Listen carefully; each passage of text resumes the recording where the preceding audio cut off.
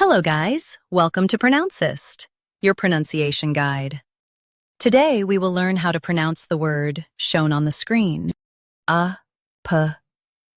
Both US and UK have the same pronunciation of this word.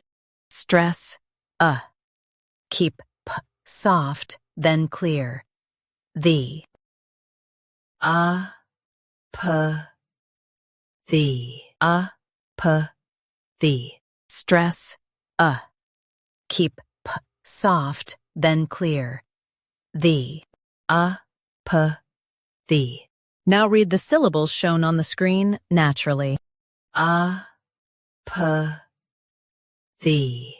Stress keep p soft, then clear.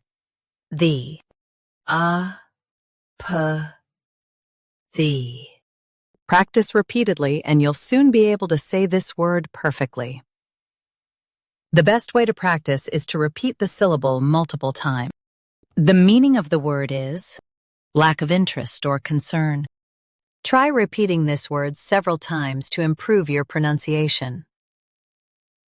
We post daily videos on useful and commonly mispronounced words to help you speak clearly and confidently.